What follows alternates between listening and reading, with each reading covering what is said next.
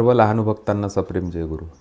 आज आपल्यासोबत आर्वी येथील डॉक्टर प्रसन्नकुमार बम साहेब आहेत आणि त्यांच्याकडून आपल्याला अवधूत संप्रदायावरती काही विचार जाणून घ्यायचे. साहेब जय गुरु. जय गुरु. जय लहानुजी बाबा. जय लहानुजी बाबा. सर्वात आधी तुमचा परिचय द्या साहेब.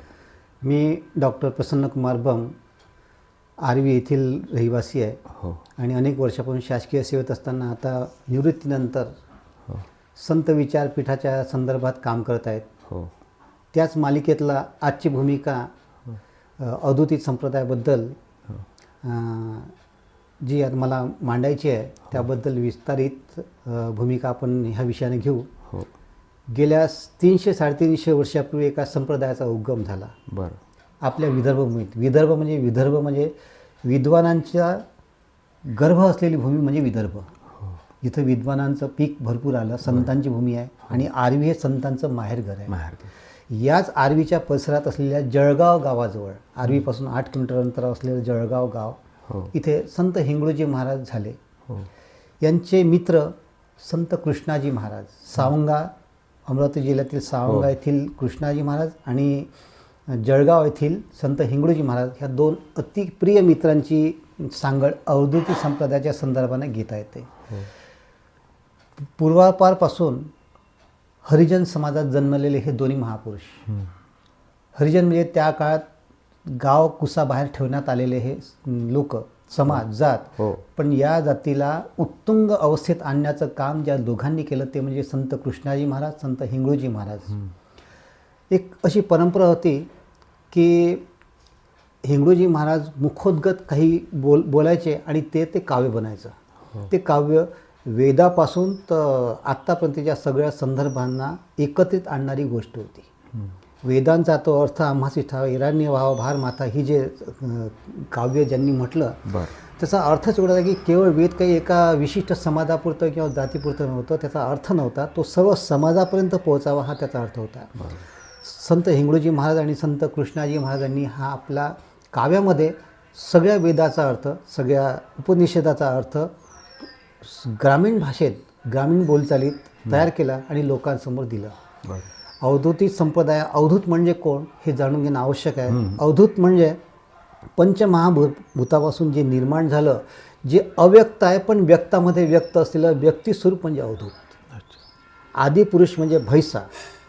अवधूती संप्रदायात भैसा ह्या शब्दाला खूप मान आहे. भैसा म्हणजे आदिपुरुष. भयरहित जे आहे ते भैसा आणि भयरहित हा आदिपुरुष असतो. म्हणून आदिपुरुषाच्या संदर्भात जिथं जिथं शब्द येईल तिथे भैसा हा शब्द अवधूत संप्रदायात वापरला गेला.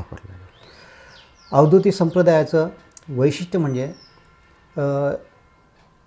आत्तापर्यंत अवधूती संप्रदायामध्ये प्रत्येक शब्द हा मौखिकच होता. त्यात लेखी स्वरूपाला मान्यता नाही. त्याचं प्रवचन करण्याची मान्यता नाही. पण कालांतरानं संत श्रावणबाबा ह्या संप्रदायात निर्माण झाले. दाभापौर या गावचे. असं माळी समाजातले प्रख्यात संत होते, जे स्वातंत्र्य सैनिक पण होते आणि संत पण होते.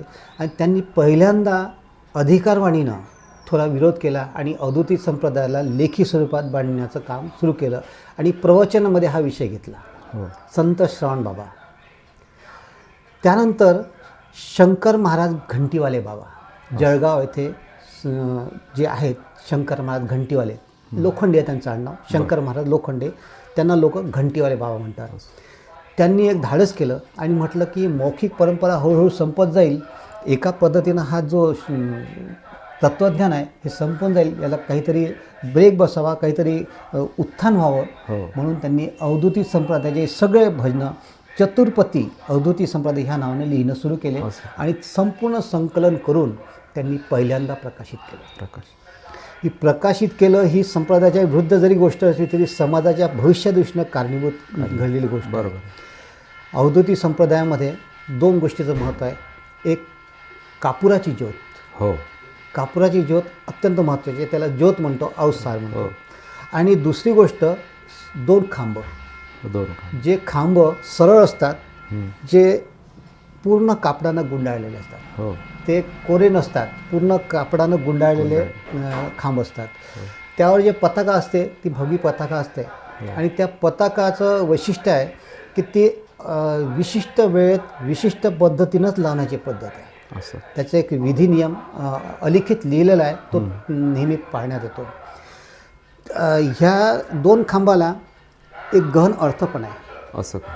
सगुण निर्गुण, स्त्री पुरुष, साकार निराकार, ब्रह्म माया, आकार उकार, असं. शब्द ब्रह्म, या वेगवेगळ्या पद्धतीनं याचे संदर्भ ह्या 2 खांबाशी जोडण्यात आले. म्हणजे इतका मोठा गहन अर्थ सांगणारा हा अवधूती संप्रदाय आपल्या आर्वीच्या भागातच निर्माण झाला ही साधी गोष्ट नाही. आणि तो त्या काळात, ज्या काळात हरिजनांना गावाच्या बाहेर ठेवण्यात आलं होतं, त्या काळात ह्या 2 संतांनी हा कार्यक्रम सुरू केला आणि संप्रदाय सुरू केला. त्याच्या भक्त मंडळीची इच्छा होती की आपण लिखित केलं बा. तुम्ही जे सांगता काव्य, झिंगडूजी माझे भक्त सांगायचे की हे लिखित करा, तर त्यांना सांगितलं की लिखित पद्धत नाही, होणारच नाही. त्यात त्यांनी संकेत दिले होते.